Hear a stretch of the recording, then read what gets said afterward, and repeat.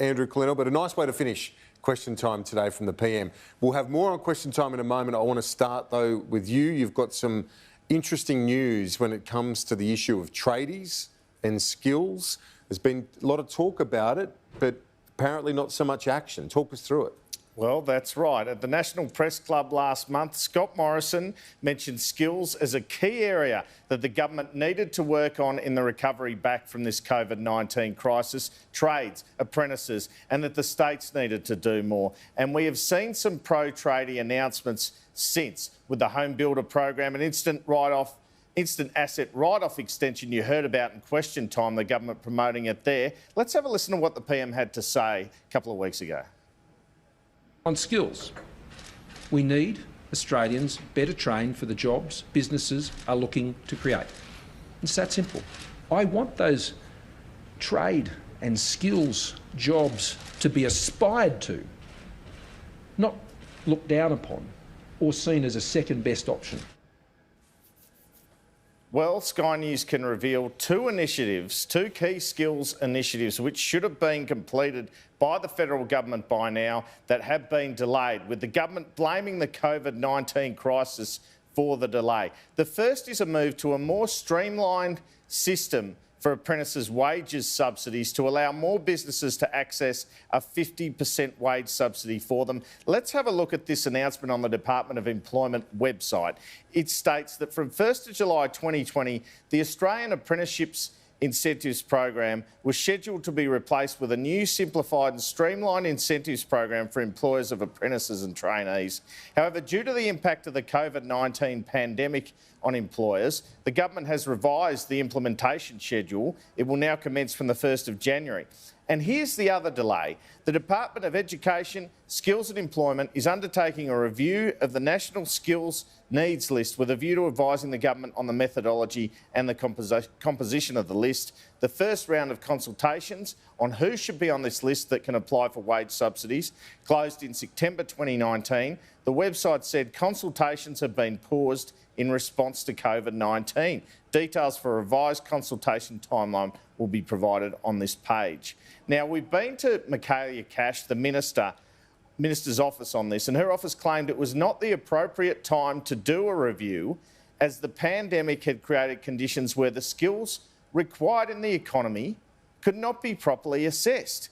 Well, I can't really work that one out when the PM's saying he's on a push for skills. So here's the spokesman, says, work on a skills need list during an economy-wide lockdown would have resulted in artificial distortions, skewing what actual jobs are in need. Well, I'll tell you who are currently not on the skills needs list and are currently not eligible for those apprentices subsidies. They are bridge, road and tunnel constructors, civil plant operators, pipe layers and line markers, amongst others. Now, the civil construction industry, it wants these professions on the list as soon as possible.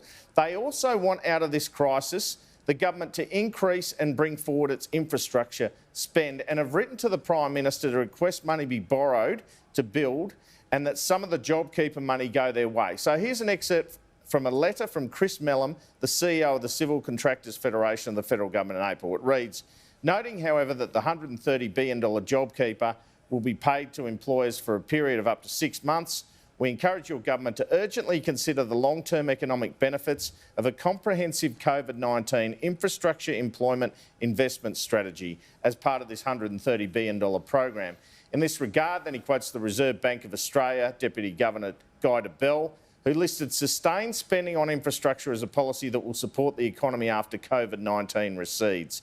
I want to see targeted infrastructure investment, bringing forward expenditure from the government's 10-year rolling $100 billion infrastructure program to deliver significant and long-lasting economic benefits to the nation.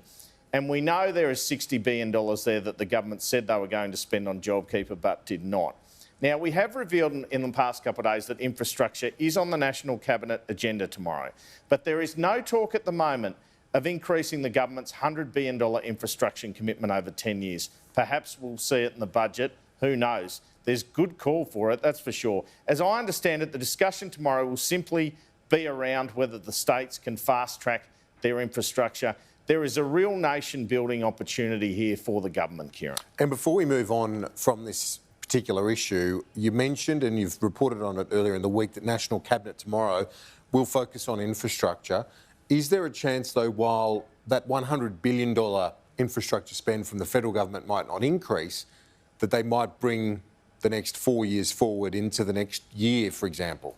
Are you hearing that? I feel from the federal government that they believe you just can't get the shovels in the ground that quickly that you could push it forward that much. But I've little doubt that the budget will be bringing some projects forward.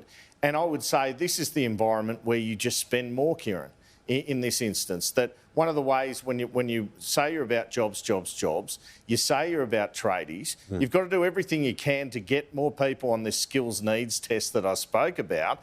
Otherwise, they're just empty words, aren't they? And now they've actually just delayed it because of COVID.